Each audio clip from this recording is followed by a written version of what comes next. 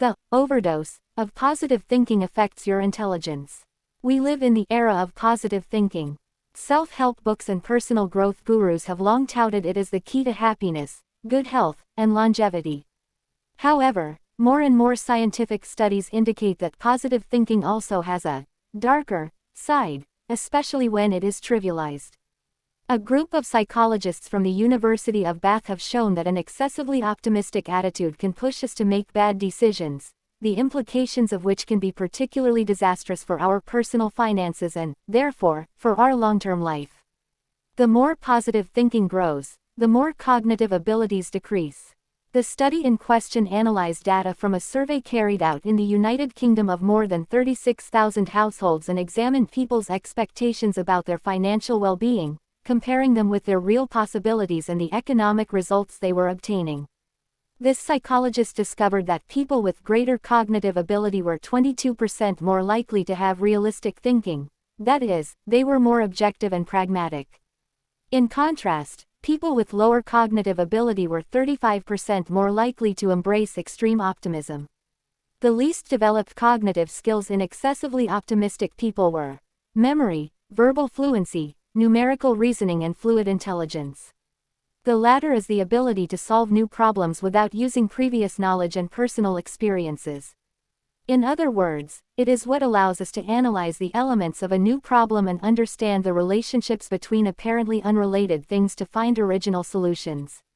This researcher also found that people with greater cognitive ability tend to have more realistic expectations for the future, even seasoned with a pinch of pessimism.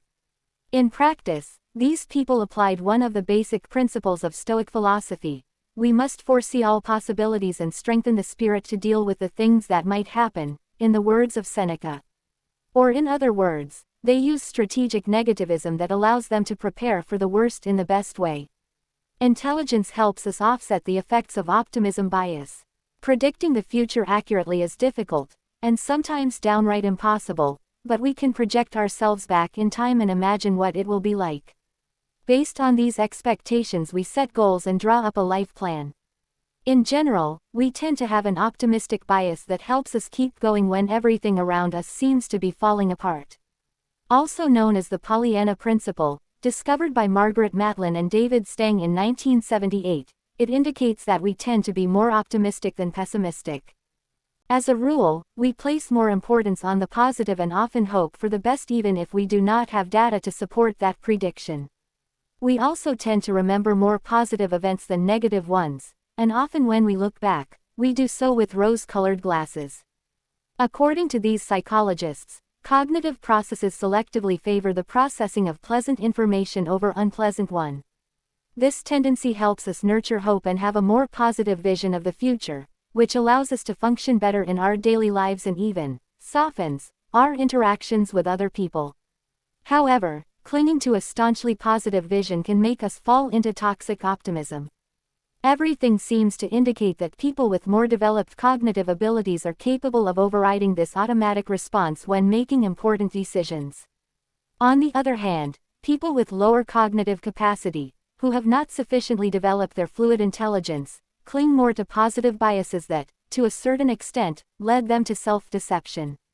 This excessive optimism causes them to make more errors in their judgments and foster more unrealistic expectations. Excessive optimism pushes us to make bad decisions. Life projects should help us achieve our dreams, but we must make sure we build a solid plan to achieve them.